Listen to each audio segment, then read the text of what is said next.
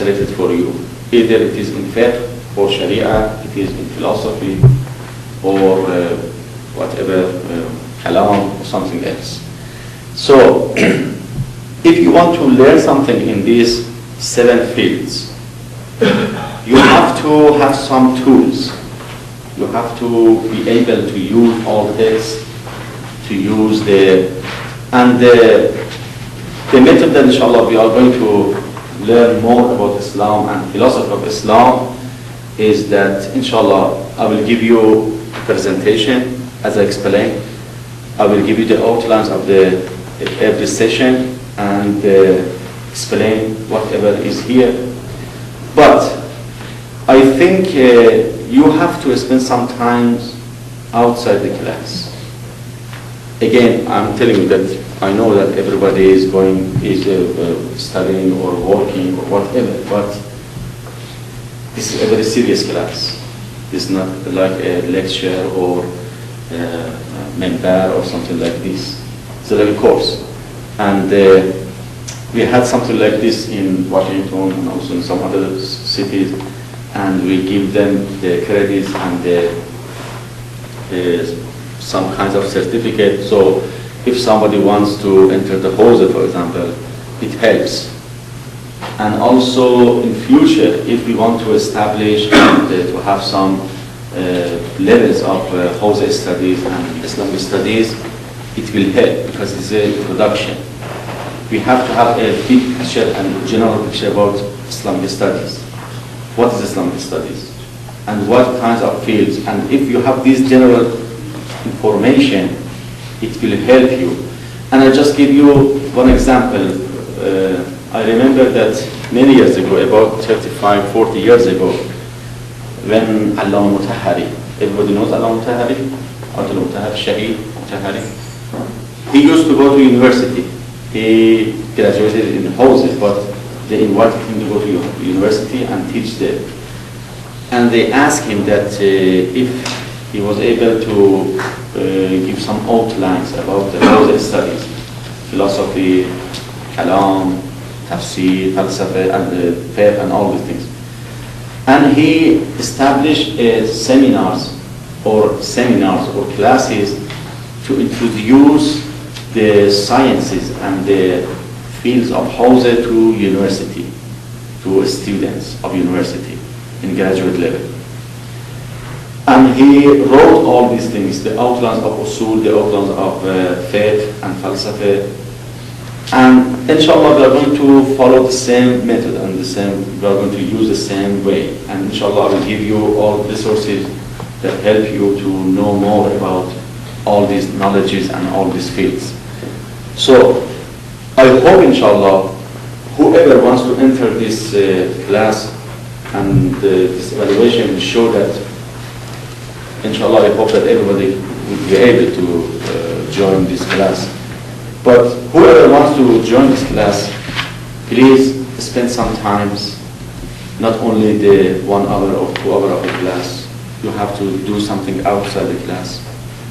And also, if you want to take some notes, you do that. I will give you some other information. And inshallah we go step by step. And finally, at the end, in conclusion, we'll find out that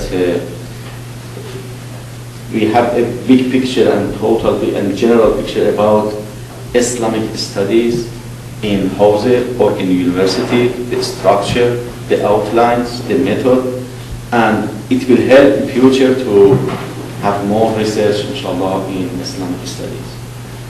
Especially when we talk about logic and language, which is next session. Logic and language is very important for Hawza studies and Islamic studies in Hawza, because we need these two tools, these two instruments is very important for us. So explanation about logic, what is logic, and the field that logic is used, and also the language and different types of language and the grammar of Arabic. All this helps us to know more about Islam and learn about the text of in Islam. So I think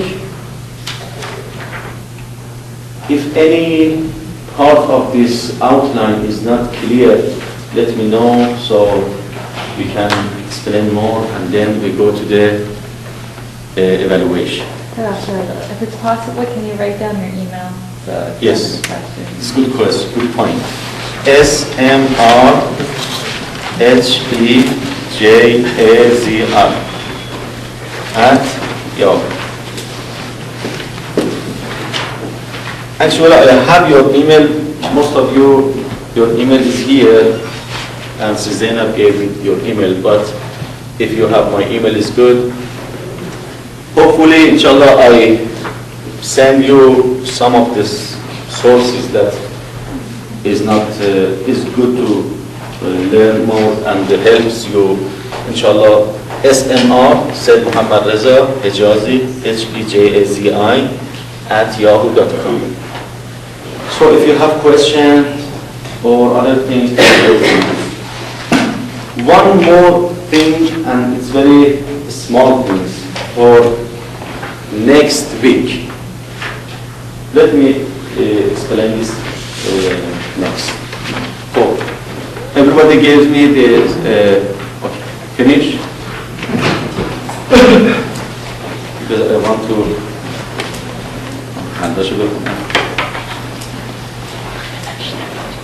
Okay. Thank you. One more. Settle. She's working or she doesn't want to. Okay, no problem. Okay, no problem. So, Bismillah ar-Rahman ar-Rahim. I think the quiz is very easy. Friday prayer is wajib takhyir, means it is obligatory but optional. Wajib takhyir means optional at the same time. Number 2, in the month of Ramadan at 2:30 p.m., you see p.m., if a person travels more than 30 miles.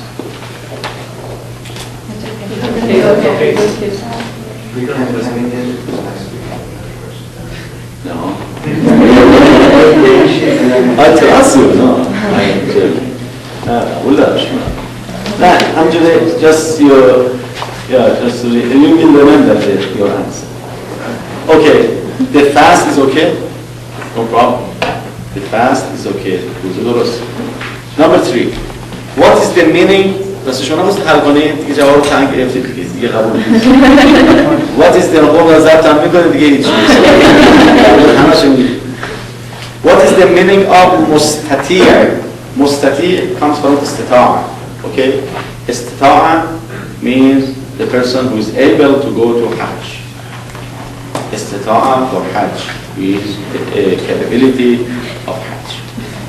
Number 4, in Islamic Sharia, Sunni and Shia, how many madhab are found? Very easy. How many madhab? 72. No, 5. Just 5.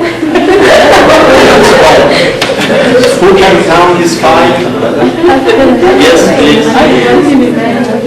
Madhab Maliki, Shafi'i, Hanafi, Hanbali, Ja'fari, says Salawat.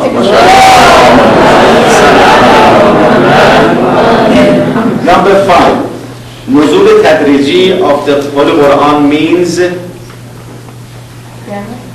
the Holy Quran was revealed 23 years.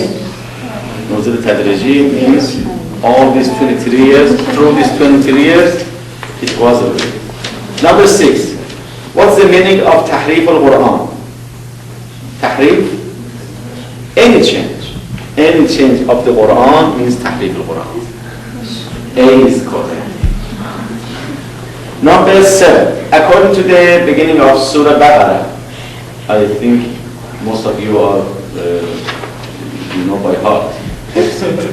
The Holy Quran is the guidance. Alif Lam, Bismillah ar-Rahman ar-Rahim, Alif Lam Mim, ذَلِكَ الْكِتَابُ لَا رَيْبَ فِيهِ هُدًى لِلْمُتَّقِينَ.